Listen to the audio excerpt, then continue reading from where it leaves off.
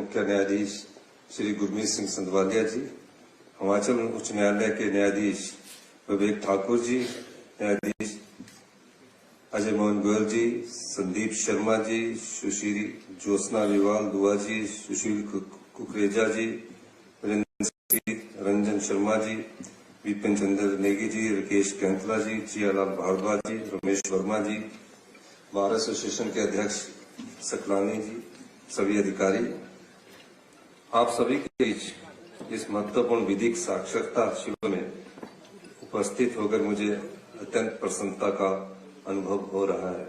आज के इस कार्य का विषय बेहद प्रासंगिक है। भारत का संविधान विश्व के सबसे व्यापक और प्रगतिशील संविधानों में से एक है। यह हमारे लोकतंत्र की आधारशिला है। संविधान केवल एक कानूनी दस्तावेज नहीं, बल्कि हमारे राष्ट्र के मूल आदर्शों, मूल्यों और आकांक्षाओं का प्रतीक है। संविधान के शिल्पकार डॉक्टर भीमराव अम्बेडकर का योगदान याद रहेगा। उन्होंने संविधान निर्माण का नेतृत्व करते हुए यह सुनिश्चित किया कि भारत का लोकतंत्र समानता, न्याय और स्वतंत्रता के सिद्धांतों पर आधारित हो।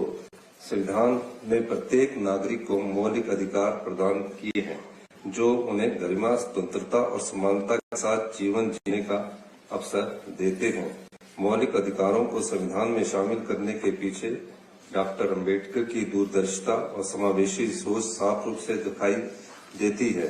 हमें यह भी याद रखना चाहिए कि अधिकारों के साथ साथ कर्तव्य भी उतने ही महत्वपूर्ण हैं। यदि हम अपने अधिकारों का लाभ उठाना चाहते हैं तो हमें अपने कर्तव्यों का पूरी निष्ठा से पालन करना होगा। वर्तमान समय में जब दुनिया तेजी से बदल रही है, तो ऐसे में हमारे मौलिक अधिकार और कर्तव्यों का महत्व और अधिक बढ़ गया है। वर्तमान समय की उभरती चुनौतियों के कारण कानून की जानकारी का महत्व भी बढ़ गया है। हमारी सरकार का यह संकल्प है कि प्रदेश का प्रत्येक नागरिक न्याय और अपने अधिकारों तक पहुंच प्राप्त करे। हम संविधान की भावना के अनुरूप समावेशी विकास और सामाजिक न्याय सुनिश्चित करने का प्रयास कर रहे हैं। शिक्षा, स्वास्थ्य, सामाजिक सुरक्षा और पारदर्शी प्रशासन के माध्यम से हम यह सुनिश्चित कर रहे हैं कि हर नागरिक को समान अवसर प्राप्त हो और लोकतंत्र की जड़ें और अधिक मजबूत हो। हमारी सरकार ने लगभग 6000 अनाथ बच्चों को चिल्ड्रन ऑफ स्टेट के रूप में बनाया है।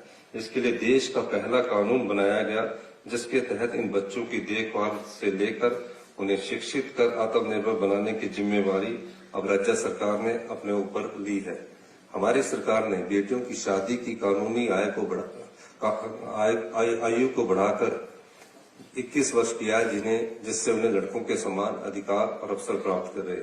बेटियों को समान अधिकार देते हुए सरकार ने 150 बीघा तक की पैतृक संपत्तियों में बेटियों को भी बराबर का अधिकार प्रदान किया है। पहले यह अधिकार केवल बेटों तक सीमित था।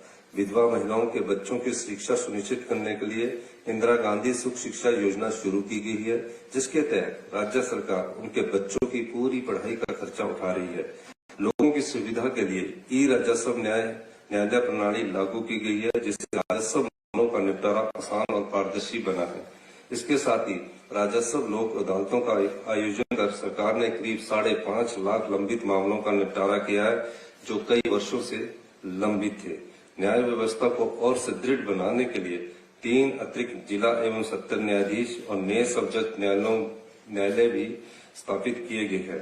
आज जब हम संविधान, अधिकारों और कर्तव्यों पर बात कर रहे हैं, तो यह कहना भी आवश्यक है कि नागरिकों के साथ साथ राज्यों के कुछ संवैधानिक अधिकार होते हैं, जिनकी हर हाल में सुरक्षा होनी चाहिए। केंद्र में चाहे कोई भी सरकार हो, राज्यों के हितों और अधिकारों से उन्हें वंचित करना न्याय संगत नहीं है। हालांकि यह राजनीतिक मंच नहीं है, लेकिन मैं बड़े भारी मन के साथ आपको यह बताना चाहता हूं कि हिमाचल प्रदेश को अपने अधिकार के रूप में मिलने वाला राजस्व अनुदान बंद कर दिया गया है, जो हमारे राज्य की वित्तीय स्थिति पर बहुत बड़ा संकट है। यह अनुदान हिमाचल प्रदेश को संविधान के अनुच्छेद 275/1 के तहत दिया जा रहा था।